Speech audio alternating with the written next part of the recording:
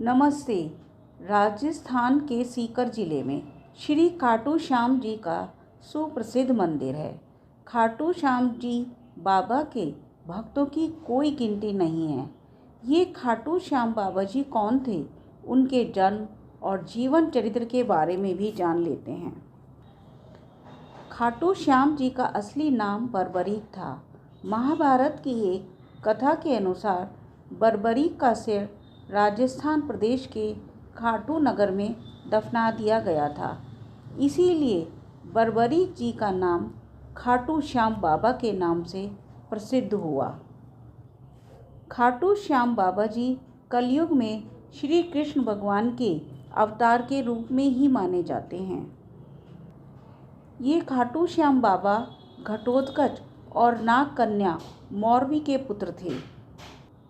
पांचों पांडवों में सबसे अधिक शक्तिशाली भीम और उनकी पत्नी हिडिंबा बर्बरीक के दादा दादी थे।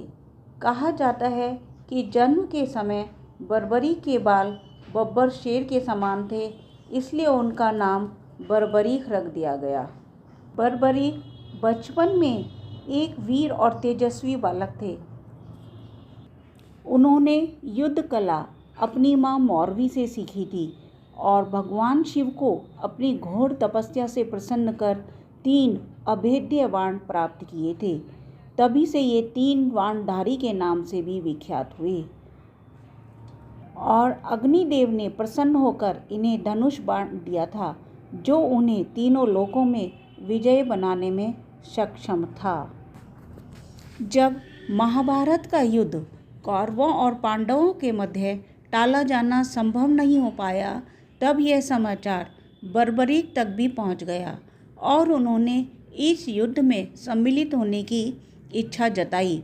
युद्ध में सम्मिलित होने के लिए जब बर्बरीक अपनी मां से आशीर्वाद लेने पहुंचे, तो उनकी मां ने उनसे वचन मांगा कि जो पक्ष हार रहा होगा तुम उसका साथ दोगे। बर्बरीक अपने नीले रंग के घोड़े और 3 बाण और धनुष के साथ कुरुक्षेत्र की रणभूमि की ओर बढ़ चले। रणभूमि में पहुंचकर बर्बरीक ने दोनों खेमों के मध्य एक पीपल के वृक्ष के नीचे खड़े होकर घोषणा कर दी कि मैं उस पक्ष की तरफ से युद्ध करूंगा जो हार रहा होगा। श्री कृष्ण बर्बरीक की इस घोषणा से चिंतित हो उठे, क्योंकि श्री कृष्ण को इस बात का ज्ञान था कि बर्बरीक के 3 बाण ही संपूर्ण सेना का अंत कर देंगे। अतः श्री कृष्ण ने अर्जुन सहित बर्बरीक से अपनी वीरता दिखाने के लिए कहा। श्री कृष्ण ने बर्बरीक से उस पीपल के वृक्ष के पत्ते जिसके पास वो खड़े थे एक ही तीर से छेदने के लिए कहा। बर्बरीक ने भी आज्ञा अनुसार तीर को वृक्ष की ओर छोड़ दिया। जब तीर सारे पत्तों को छेदता हुआ आगे बढ़ रहा था, उसी समय एक पत्ता टूटकर नीचे गिर पड़ा। श्री कृष्ण ने उस पत्ते को अपने पैर के नीचे यह सोचकर दबा लिया कि इस पत्ते में तो छेद नहीं हो पाएगा, किंतु तीर तो सभी पत्तों को छेदता हुआ श्री कृष्ण के पैरों के पास आकर रुक गया। तब बर्बरीक ने कहा, हे प्रभु, आप अपना पैर हटा लीजिए। मैंने पत्तों के छेदने की आज्ञा तीर को दे रखी है, आपके पैर को छेदने की नहीं। यही दृश्य श्री कृष्ण की असीम चिंता का कारण बन गया। अगले ही दिन भगवान श्री कृष्ण ने ब्राह्मण का वेश धारण किया और बर्बरीक के शिरवे द्वार पर दान मांगने की इच्छा से पहुंच गए। बर्बरीक ने कहा, ब्राह्मण, मांगो, क्या चाहते हो? ब्राह्मण रूपी श्री कृष्ण ने कहा, यह दान तुम दे न सकोगे। किंतु बर्बरीक ने कहा, ब्राह्मण, आप जो मांगेंगे वो अवश्य दूंगा।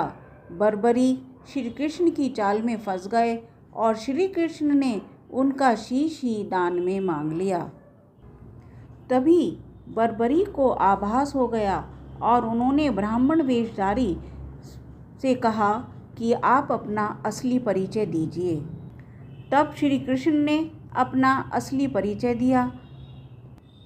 तब धनुर्धारी बर्बरीक ने भी अपने पितामह पांडवों की विजय की इच्छा से स्वेच्छा से ही अपना शीश दान कर दिया। इसके साथ ही बर्बरीक ने यह इच्छा बताई कि वह महाभारत का युद्ध देखना चाहते हैं।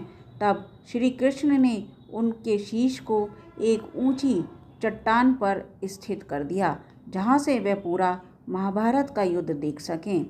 बर्बरीक के इस बलिदान को देखकर श्री कृष्ण ने बर्बरीक को स्वयं के नाम से पुकारे जाने का वरदान दिया।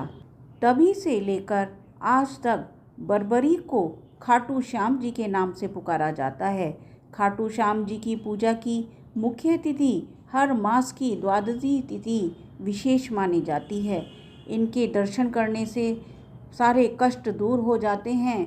इन्हें हारों का सहारा बाबा खाटू श्याम हमारा इस नाम से पुकारा जाता है। एक वीर योद्धा होते हुए भी खाटू श्याम जी नाम के बर्बरीक अपनी इच्छा पूरी ना कर सके, महाभारत का युद्ध में भाग ना ले सके। सभी मिलकर बोलें खाटू श्याम बाबा की जय जय। आप हमारे चैनल को सब्सक्राइब करें और वीडियो को शेयर और लाइक ज़रूर करें।